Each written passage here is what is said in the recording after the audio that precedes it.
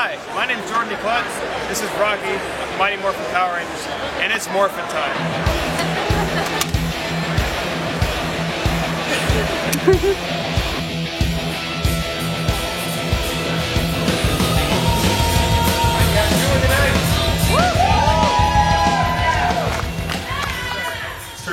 There we go. All right, how you guys doing, Portland? That's right. I'm excited for this. My name is Mikey Nielsen. I am the Director of Programming here at the Rose City Comic Con. I also have a podcast called Chronicles of the Nerds that you need to check out. If you do listen to that show, you will know that I am pretty much the biggest Power Rangers fan, at least in the Pacific Northwest. We're going to go ahead and call it that. But I'm going to go ahead and I'll fight for the world on this.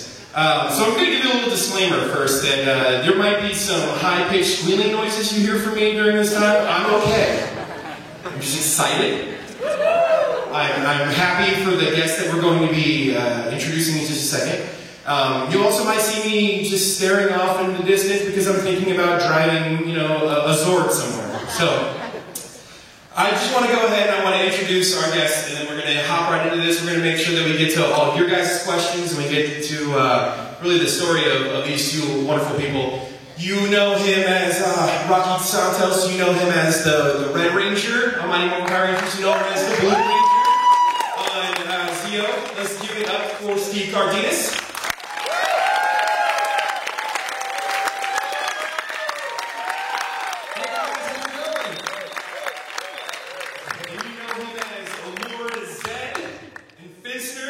Let's give it up for Robert Axelrod.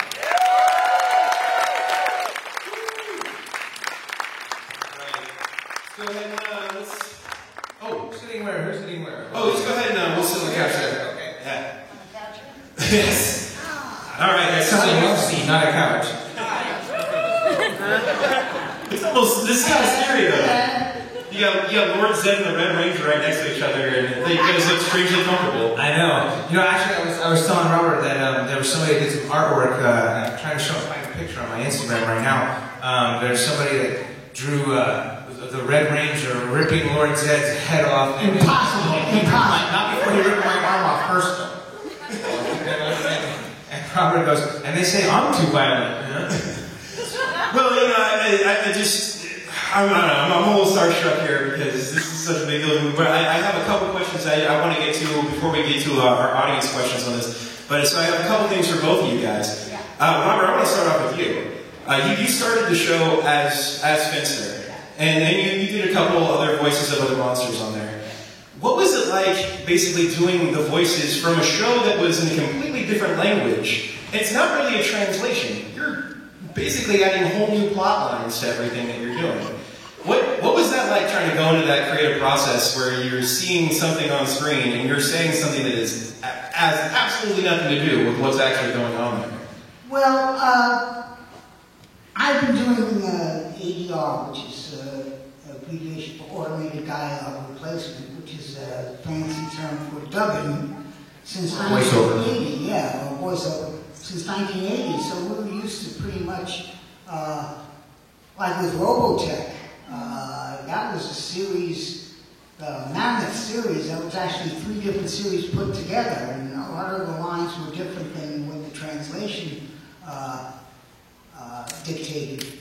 So it's fairly the same process. You get the English script in front of you, and with Finster, I didn't have to match lips, he didn't have lips, he was like a dog. We just up and down, so it was pretty easy to mouth sing Finster.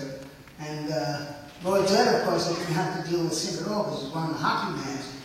And so it was a challenge, but I had lots of experience before that, prior to, so I took it in stride. So, with Lord Zed, for those that don't know, Power Rangers is based off of a Japanese series, the Super Sentai series. And so, they took a lot of this original Japanese footage, they took a lot of this, a lot of the stuff, and basically created all these new storylines around it. But Lord Zed was really the first thing that the American show did that was completely original. Like, Lord Zed did not come from the Japanese source material. So you got to finally create, you were the first person to really get to create something that was whole, brand new for the show. What was that process like, creating a whole new character? Well, that was really cool, because it was totally up to the writers to create Lord Zed and keep it and maintain the character. And I prefer to think that the writers got a lot of their inspiration from my voice and my vocalizations and my interpretation of the character. They were able to write a lot of... Shut that down. Fine, there you go. Maybe if you say it as Lord Zed. Shut up.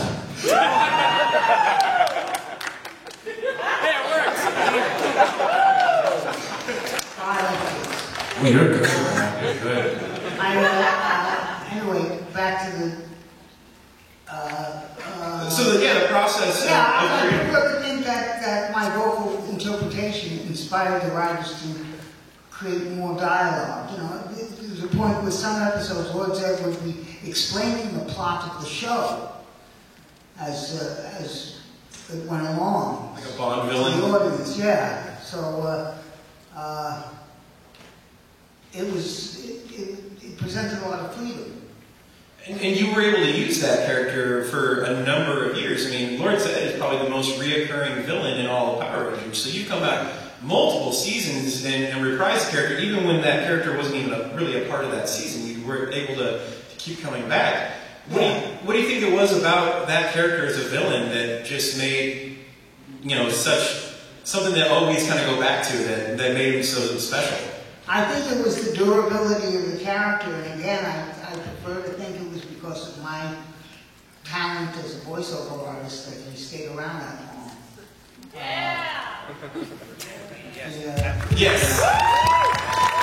That's who lives that house, too, right?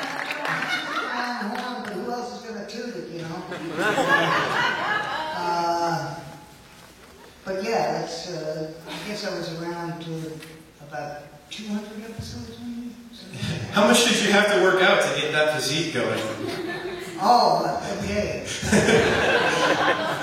Was the metal armor a little cumbersome? I was a racquetball player at the time. I had to retire from the sport because of my knee and my osteoporosis.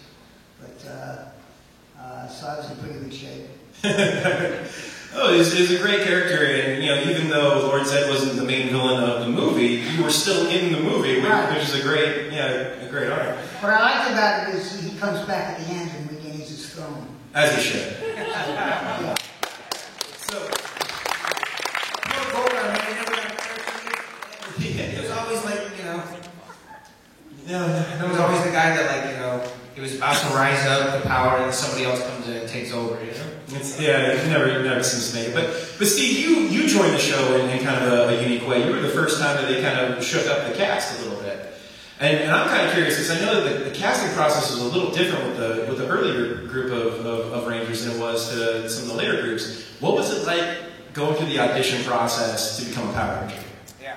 Well, you know what? I liken it to like American Idol, because they did what is known as a cattle call, where they just go nationwide and they just say anyone and everyone. We just want to see anyone. We're looking for people that know how to do martial arts, gymnastics, or hip hop dancing. And those are the only like prerequisites. Otherwise, anyone and everyone is welcome to come and check out this, you know, to audition in this process. So I heard about an audition on the radio. I was living in Dallas, Texas at the time, and I said, why not? I'll just go and I'll try out, see what happens, you know?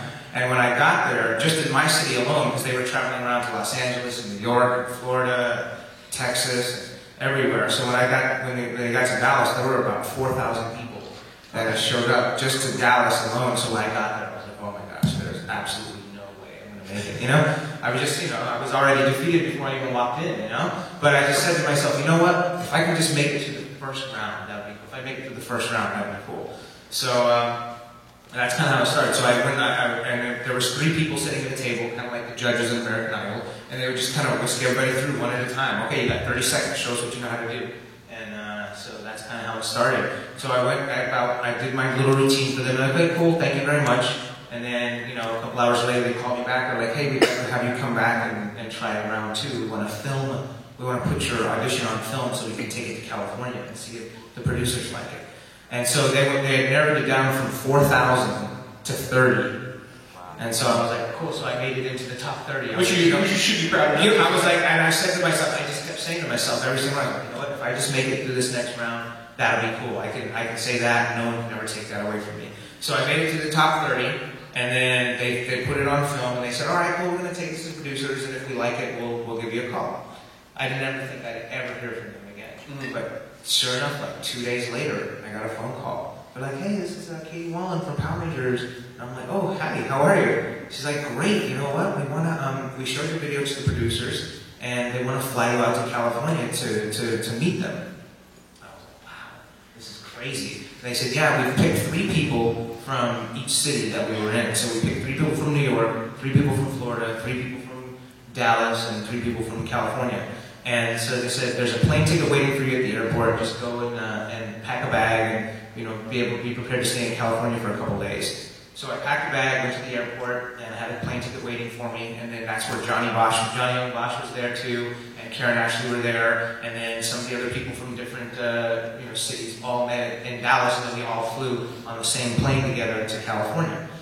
And we get to the Burbank airport, and they whisked us right over to Saban's studio, which at the time was in Burbank. And we basically went into the boardroom there and sat in front of this big, huge, long table where Chaim Saban was there, Shuki Levy was there, Tony Oliver was there, Katie Wallen, the casting agent, and a few other people. And they just had us do our routine and audition, and then they started pairing us together and see who looks good together this or that. They pulled somebody from New York, let's get somebody from California, let's get somebody from Texas, let's see how they look together.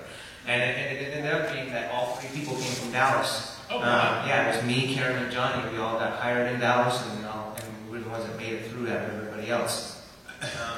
So yeah, it was pretty crazy. So we just, we made it through that second round, and we made it through one more round, and then on the last day, I said to the producers, like, hey, listen, if we don't make it, is there any way that at least just so we can have a memory of this experience, can we just meet the other Power Rangers?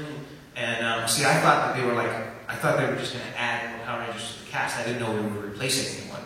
And they were like, well, you're not going to get to take any pictures of the Power Rangers because there won't be any need for that because you are the new Rangers. Whoa. And we were just screaming and jumping up and down. It's like an Oprah thing, look under your chair. Look under your Ranger. You're a Ranger.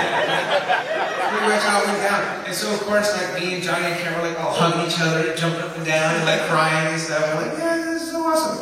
And they're like, yeah, so great, so we got to start filming right away. You don't even have time to go home. Can your parents mail you your clothes because we got to get filming right away? So we didn't even get to go back home. We own you now. Yeah, they basically did. They owned us. They put us up in these hotels, and then we had started filming right away. And of course, our parents shipped us out our clothes and our cars and things like that.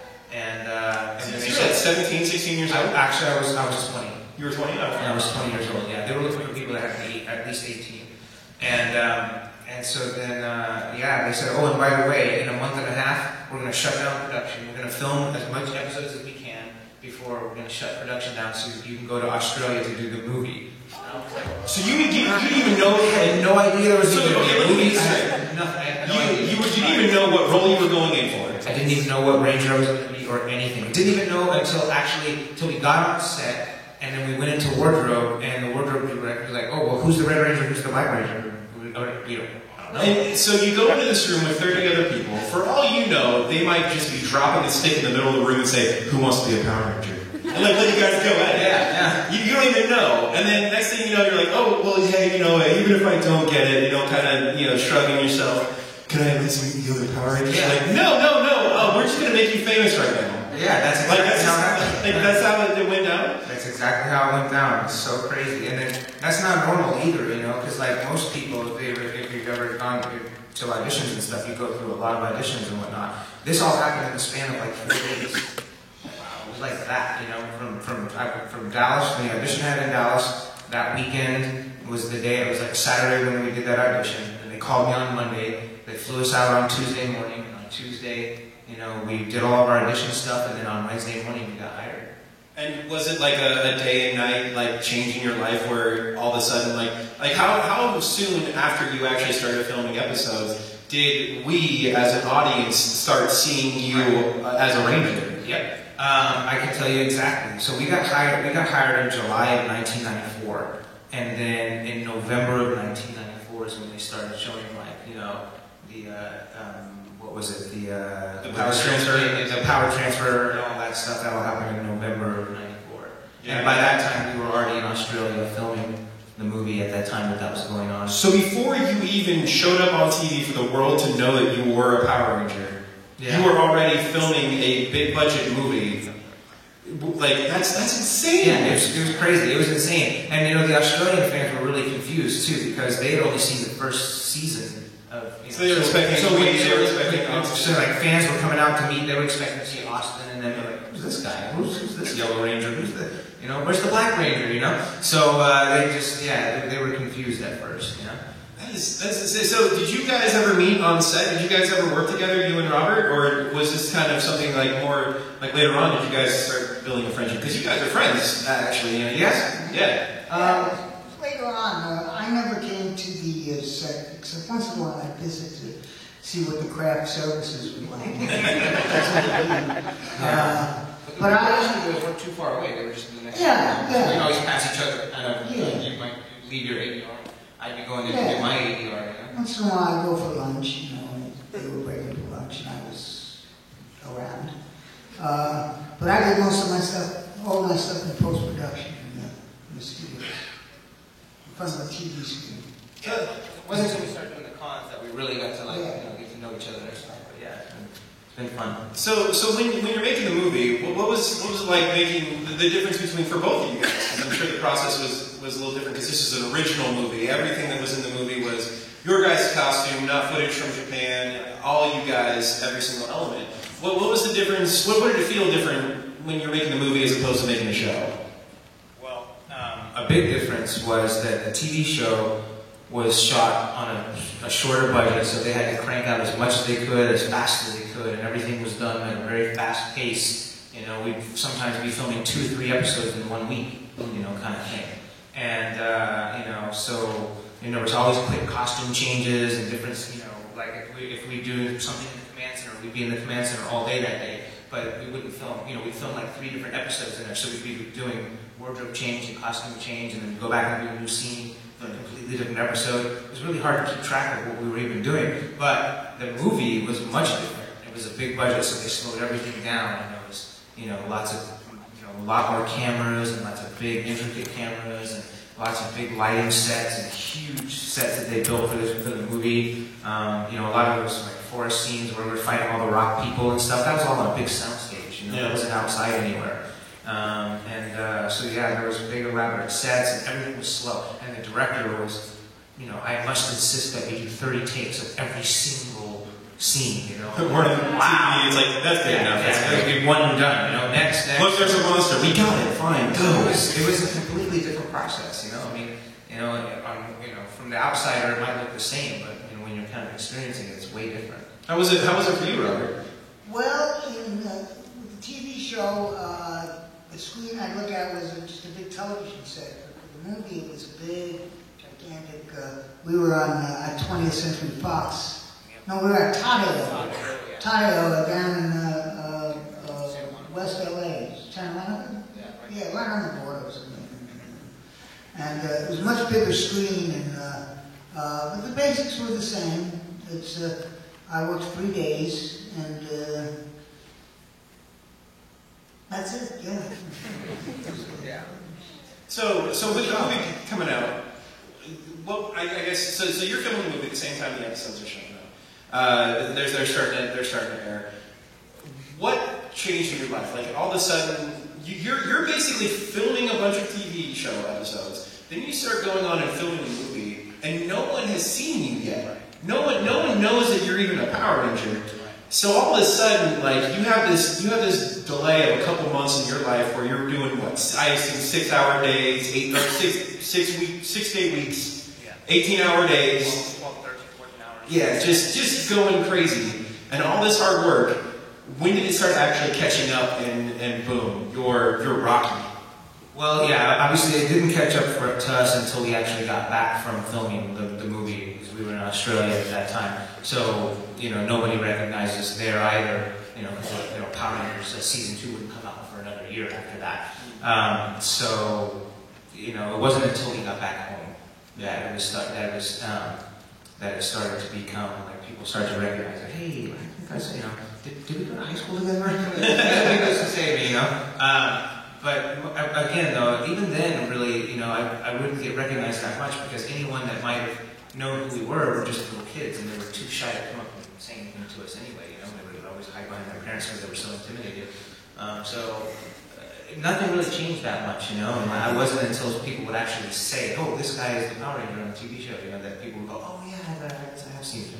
Did you have any of those experiences where you were doing those live like events or things like that where it just got kind of crazy? Yeah. Well, when we were promoting the movie, when we were doing the tour, we did a huge nationwide tour. We were visiting like cities all over the country, and you know, to promote the movie.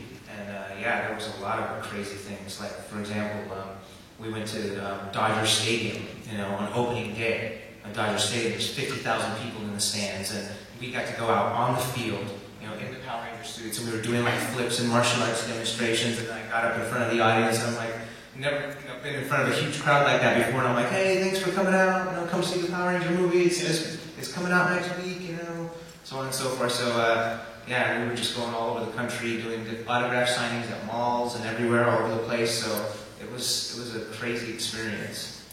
We do have 2 microphones set up, one on each side. If you guys want to line up and get ready for questions, we will definitely be able to make sure that we try to get through as many questions as possible before we hop into those. So I'm curious, you were also, Steve, part of the first kind of transition in the show, where typically, you know, it's more emphasis on character development. You know, when it came to Zeo, I think that, you know, because they were changing the costume and they were changing the whole concept, I think they really wanted to make sure that at least, you know, that the fans had the characters to hold on to, at least if nothing else, you know. Because I think some people were like, oh, once Zeo happened, I stopped watching, you know, because they were used to that color scheme and the, you know, the Harlequin, you know, whatever you call this, the weird kind of techno. Yeah, you know, so, but you know, when they changed that whole concept, it was a little different, I guess. But I really feel for us it was a lot of fun because they gave us a little bit more, you know, they gave our characters a little more depth, which I appreciated. Yeah, but both, most noticeably, I think both you and Johnny's characters really were able to start kind of taking more of a role where I thought you were definitely a much stronger character. Johnny's character started becoming a bit funnier and sillier. Definitely started developing those a lot more. Yeah.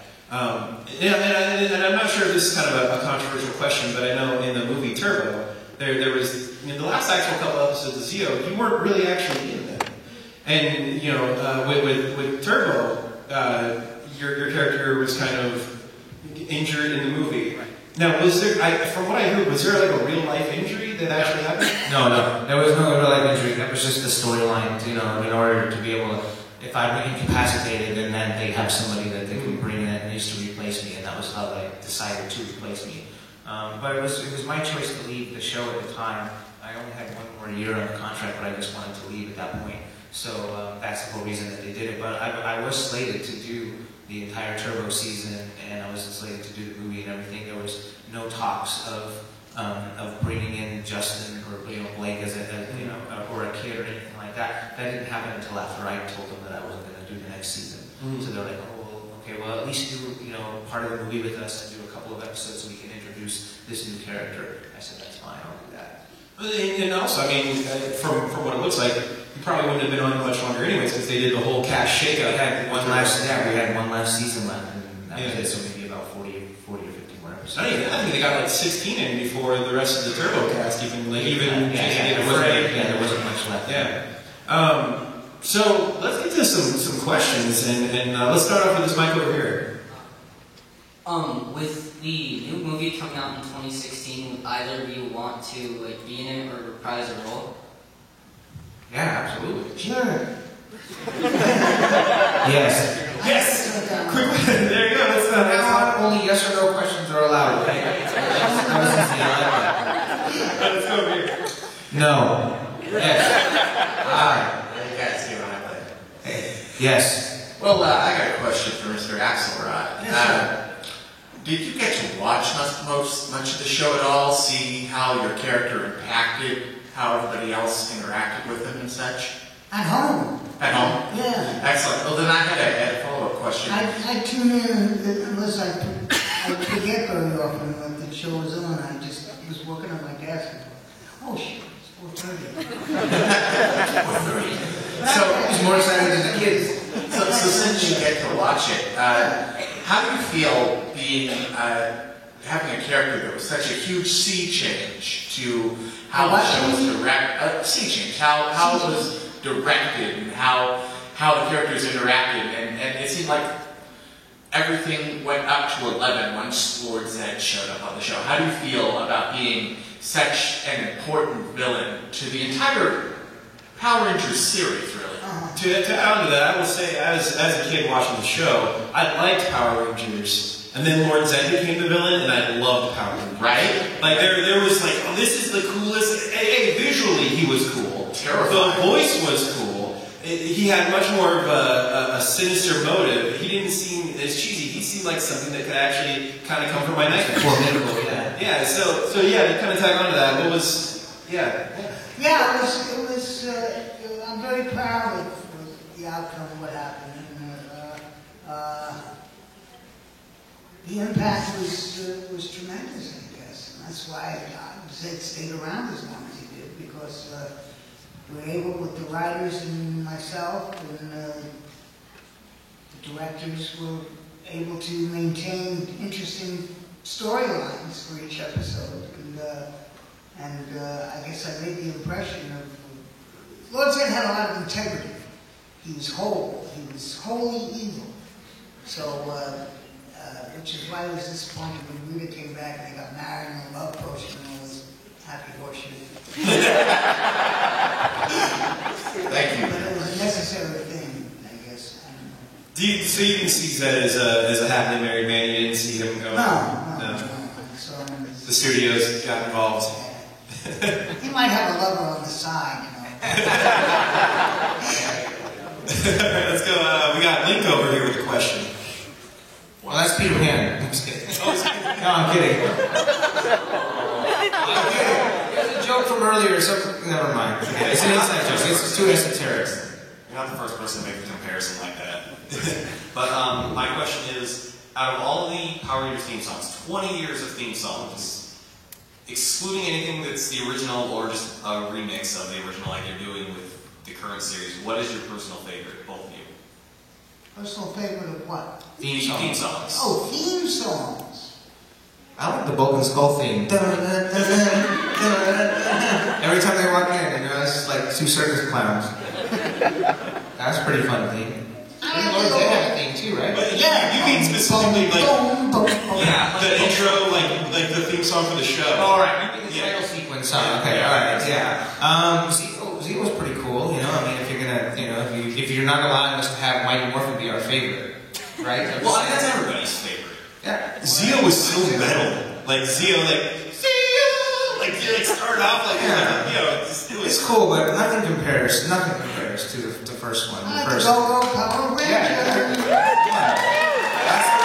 That's the one that everyone's going to remember forever. It has the best music, you know, like the rock theme is better than all the songs. I mean, I don't really know too many other ones. I stopped watching after Zeo. It's like, I don't really know as much. You guys know way more about, you know, all the later episodes than I ever possibly could. I mean, I certainly do. yeah. And that's great. I mean, you know, you guys, I thank you all for that because you guys kept it alive, you know. And if it wasn't for you guys, we wouldn't be sitting here. So I thank you. I give yourselves a hand for that too. You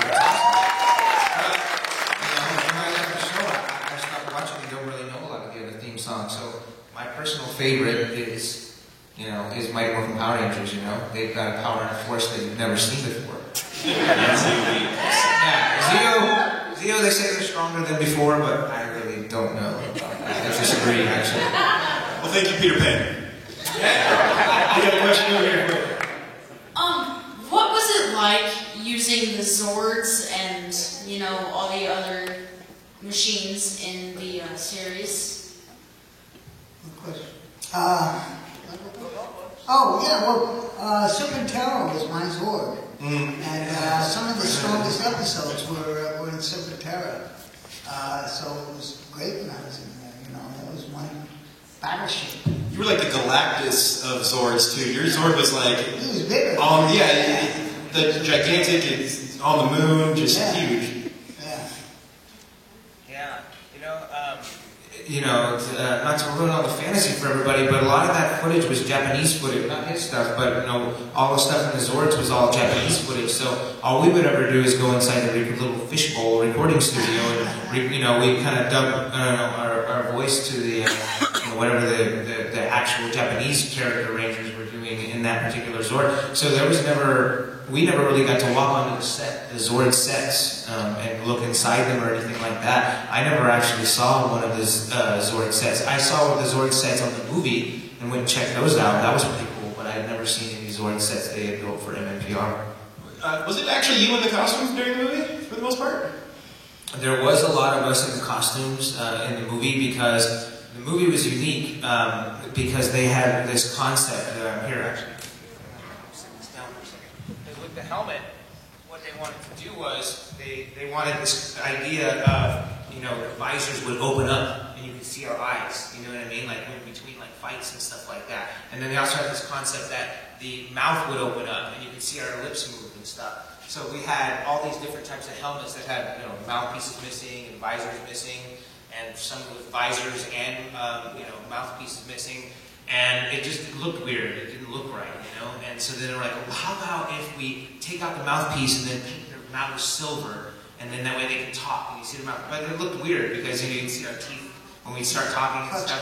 So it just looked weird, So they just opted to go with like the big giant what was it, the thermal visor or whatever that went over the Red Ranger helmet, and then the lights that came on to the Tiger helmet and stuff like that. So, they ended up doing that instead, but they had all these ideas, The movie that you see now was completely different than the first group we ever got. Yeah, So to tack on to that question, obviously you weren't inside the Zords, but do you have a preference on which your favorite Zord was? I mean, you had the Tyrannosaurus. Red Dragon Thunderzord. Red Dragon Thunderzord, that's where Red Dragon Thunderzord, that's where it's at. Dude, the Thunder. Flying through the air, man. I'm telling you, when Lord's Head came along and the Thunderzords came along, that's when the show just it's like you already thought it was cool when it's like, oh, we need dinosaur power now. Oh, cool, dinosaurs, that's awesome. No, we need Red Dragon Thunderzord. Then you see the dinosaur get struck by lightning and it turns into this dragon, and you're like, ah. Yeah. When you're a kid, that's just blowing your mind away. I loved it. I'm just gonna talk about Power Rangers all day. Let's get another question over here. Hi, I'm actually a little nervous, so if I mess up, I'm sorry. You're doing awesome already. Next. It's an honor to actually see you here, and it's actually my first con, and part of the reason why I came was to see you guys. And I think what would make it absolutely perfect is if the original Red Ranger would put on the helmet and the little belt buckle and do the original Mighty Morphin sequence.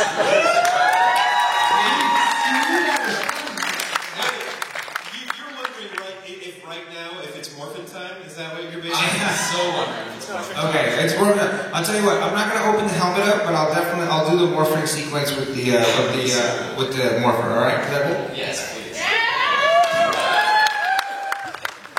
I'm on stage with a Red Ranger veteran. Time.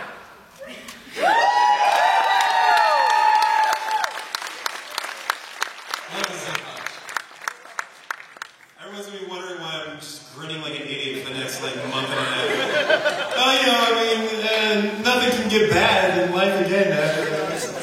Thank you for that. Thank you. Got a question over here? I'm actually wondering, what was the most fun you or both you had during lip sync or on set? It's like what was the most fun? It's Mickey Moses too.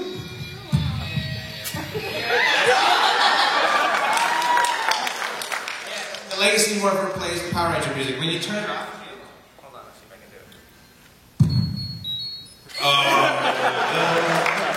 it. It's my favorite toy, actually. So the question was, what's the most fun they've had on set making Power Rangers? Did you ever like do the background offset, or did you do any playing or anything like that? say that the most fun experience I had was doing the film, doing the movie in Australia, you know? Being a 20-year-old kid flying, you know, halfway across the world and being in another country and just getting that experience. I really soaked every bit of that in, you know what I mean? I really enjoyed that time there. So that was probably like my funnest experience. Although there was a lot of practical jokes that were played, mostly by Jason David Frank. We call it Jason David Prank, because he would always play pranks on us and stuff, you know. But one of the things he used to do to the crew members, he used to go like this. He would take his water like this, and he would dip his finger in there, and as the crew member walked away, he'd go. You know, and people thought they were actually getting sneezed on by. Not happy. Disgusting. Yeah. And then I remember one time I was asleep on set and I woke up with a butt right in my face and I was like, ah! And again, I was Jason David. You didn't hear that from me though. Yeah. So anyway, a lot of practical jokes being played mostly on. What about you, Robert? Any like film bloopers or anything like that? Well, we had fun in the studio. Yes, we just purposely do bloopers and things and leave them on the track and but the most fun was, I guess, cashing the paycheck. That's so sweet. That was quite the opposite for me. I'm like, thank you. Alright, we got a question over here. This one's for Steve. Last month at Morphicon, did you meet Ryuto Mochizuki, who played your Japanese counterpart? And if so, how was it? yes, I did actually. I got a bunch of the pictures of it. I posted them up on Instagram and Facebook. Do you follow me? No, I don't have an Instagram. You can even follow him on Facebook. Fun fact, he got here early this week, and he went to my hometown and was hanging out at my hometown all day, Steve was, just a couple days ago, and I'm seeing him post pictures on Facebook. I'm like, I lived a block over from there, and it was just a surreal experience to me, just something like that. Yeah, we went up to Haystack Rock and took pictures of the Goonies Rock, you know, out there where the Goonies were, you know. So I thought it was pretty fun. It was a good experience. You gotta do it if you're out here, right? I mean, what a waste if you don't go check out, you know, Astoria and stuff. So what was it like though, like kind of meeting the person who created your Red Ranger in a lot of ways in the Japanese? Well, it was very humble, you know what I mean? Like I was like, oh, hello, you know, I was kind of fanboying myself. You know, hi, hello, sir, how are you? You know, very like respectful and a lot of bowing was going on and stuff. And you know, but we got to take a lot of pictures together, so that was cool. And I have this book, and it's all in Japanese, and it's every single Power Ranger from the very beginning of time, Super Sentai, all the way through to, like, I think at the time whenever the book was published was Mystic Force, I think, or something like that. So all the way from all of the Japanese versions of everything, all the way through all the American versions and whatnot. And so like all of our pictures are in there, but everything's written in Japanese, and then of course all of the characters from all the Japanese series and stuff. So I brought that book to him and he signed it, and then also the stunt guy that was there too signed it, and the Green Ranger signed it as well too. So it was pretty exciting. Yeah, I got a bunch of people to sign it. Actually, I need to get you to sign it, so I don't have it with me now, but I'll give it to you. Oh yeah, of course, yeah, 100%. Yeah. Lord says all of it in that thing. Well, thank you. I have two questions here. My first question is for Steve. I remember them bringing always the old cast back for redeveloping, but the one episode that really hit me hard, because you're one of my favorite Reddit Rangers, is Forever Red. I hear multiple things saying you did not want it or they lost contact with you. I was just wondering, where was the whole story there? I really don't know, you know. I feel like they lost contact with me because they did call me and they were like, hey, we're doing a reunion show. Are you interested? And I said, yes, I'm interested. Let me know. And then I never heard back from them again, and the next thing you know, they aired Forever Red, and I wasn't in it. So there's no explanation as to why I'm not in it. There's no explanation for me either. I really don't know, you know. I thought maybe it's because they lost my number, but really? Did you really lose my number? I have no idea. There's been things like that before too, you know, like with the big 20-year reunion show where, you know, they reached out to a whole bunch of Power Rangers like, hey, would you be interested? And so many people came back like, yes! And they're like, well, we only want 10 of you, so... Right. Yeah, like, they did ask me to be in the Megaforce, you know, and, you know, they laid out a deal for me and everything like that, but I just couldn't get to New Zealand at the time when they were filming, so... So that was the reason that I'm not in that. But hopefully I put in a word, see if I can try to do Diamond Charge next season. And I know that Austin St. John also said that at Power Morphicon that he's also been talked about possibly. Yeah, it's possible. We'll see. I have no idea.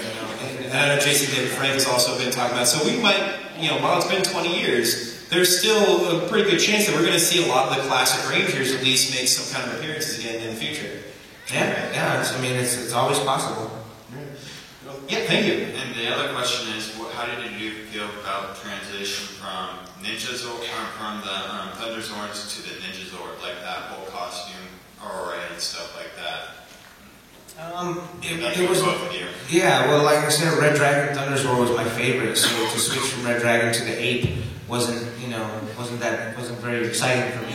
It does feel like a step back almost. Yeah, exactly. So I wasn't super happy about that, but I understand they got toys to sell. And I'm kind of curious, a lot of people might not know this, but the Power Rangers, the motion picture, isn't actually in continuity, because you guys, in the actual show, then retold an entirely different origin for the ninja powers. Was that kind of something that anybody kind of, any of the actors were like, wait, why are we doing this again, and why is it completely different? For me, I didn't really care. I was just happy to keep working on the show and stuff like that. So I was like, okay, fine, we'll do the story again. It's fine.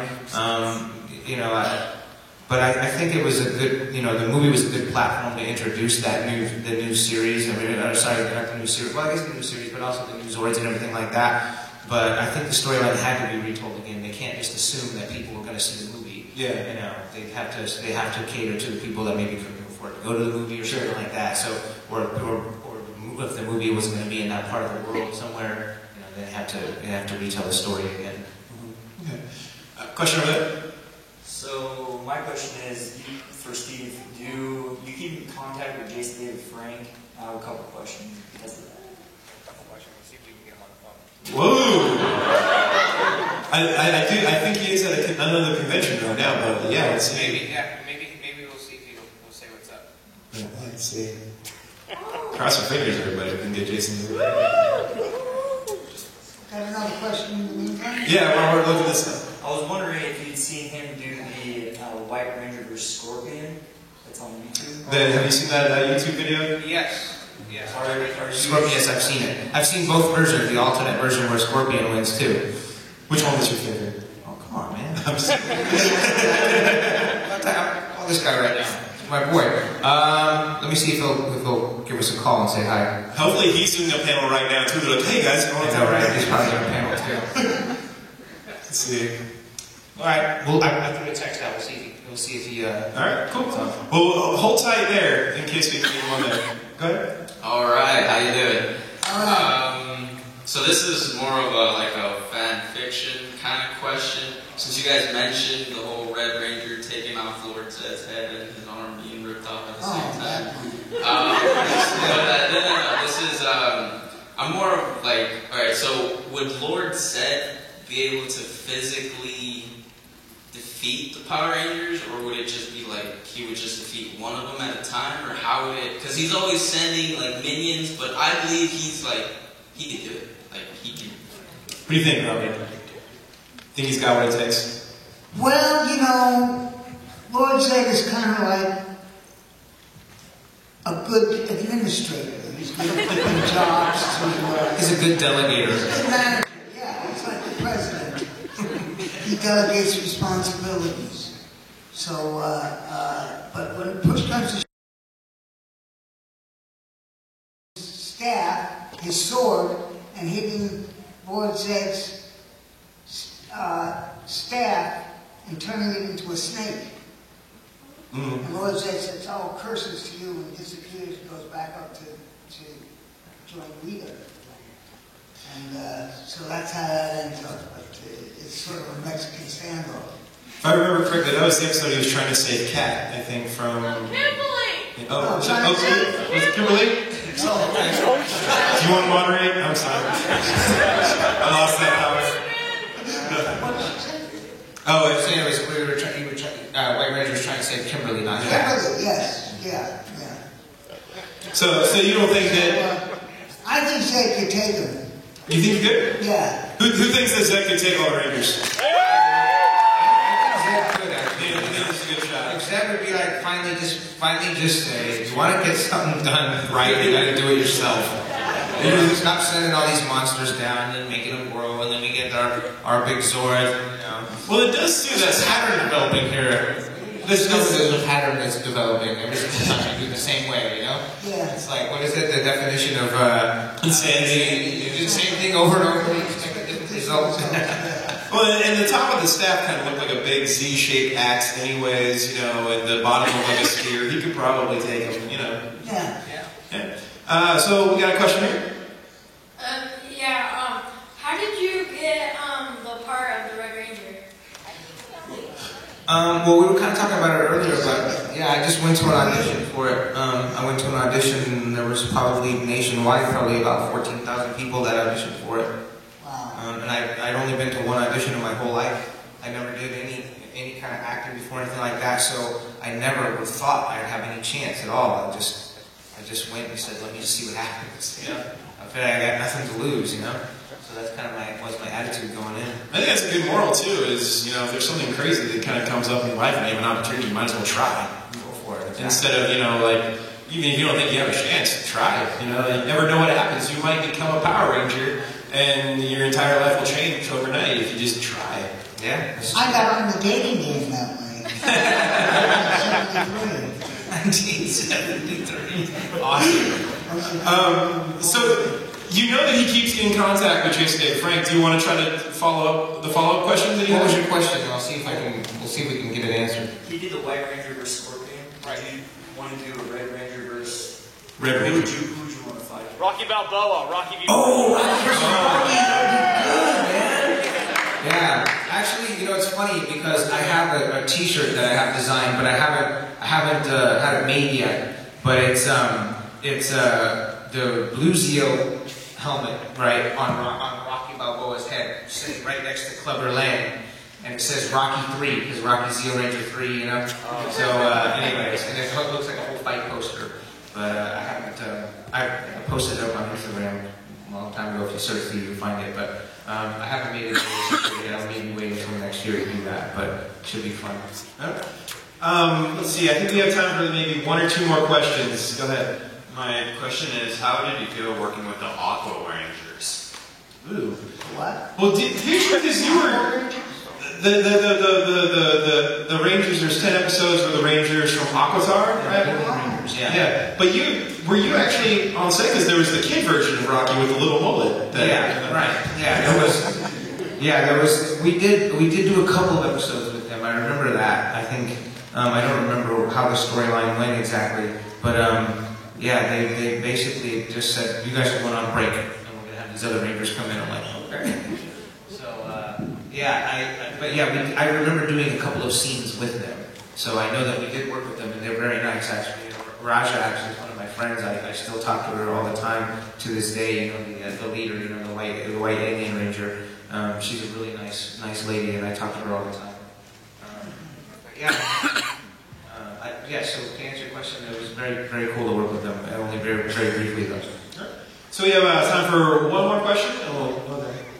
Hi, we met yesterday. I was watching the Jetty. Oh yes, I remember. Yeah, and also on Facebook too.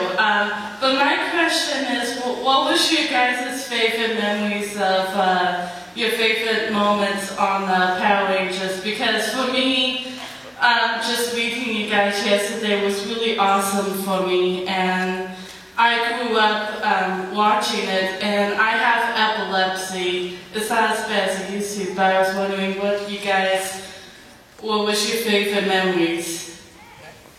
Driving home.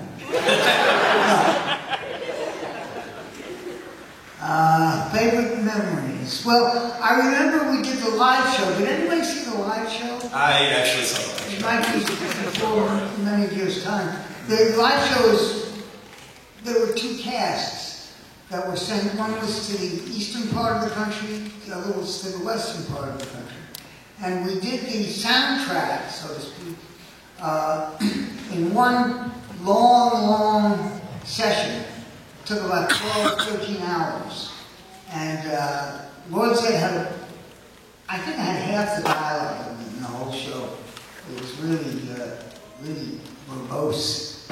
So that was a fond memory. We really worked hard to create that soundtrack. So that's one of the nice memories I had. It was the only time where the whole cast were together, sitting in a circle, doing the soundtrack and working with each other in the studio. Otherwise, they bring us in, it's pretty dry, they bring us in one at a time to do line. If I was doing like Zed and Finster, I'd do Finster, line, beginning to end, and I'd go back to the beginning of the episode and do Zed, line, hi, bye, go home. So it was nice to be able to work with the other characters in that session. So that's the fun memory. What about you, Steve? You know, there was really a lot of fond memories, you know. First of all, like, one of the cool things was, you know, getting to meet a lot of famous people would bring their kids to meet us, you know, especially the premiere, you know, like, I met Mike Myers, and I met, you know, Jean-Claude Van Damme, and, you know, Harold Ramis brought his kids to the set, or not to the premiere of the movie. I remember one time we were on set, and Priscilla Presley came to the set. Her then husband was directing some of our episodes too, which was kind of funny. And then you know, Gene Simmons brought his little kids to the set. They were little at the time, you know, now they're all grown up, obviously. But you know, he has a video camera and he's filming all of us, so it was pretty cool. So that was always a fun memory. And then, you know, another thing that's just, you know, a beautiful part about being on Rangers that, you know, again, something no one will ever be able to take away is just when we would go visit, like, you know, children's hospitals and, you know, the sick kids, especially the Make-A-Wish Foundation, where it's like their last wish is to come and meet us, and they come to the set, and we get to take pictures with them and, you know, hang out with them. I mean, I think karmically I'm good forever now because we were able to make those kids' dreams come true, you know, and very, very proud to be part of that, just for that alone, you know. Very cool. Great question to close this call. Thank you, guys.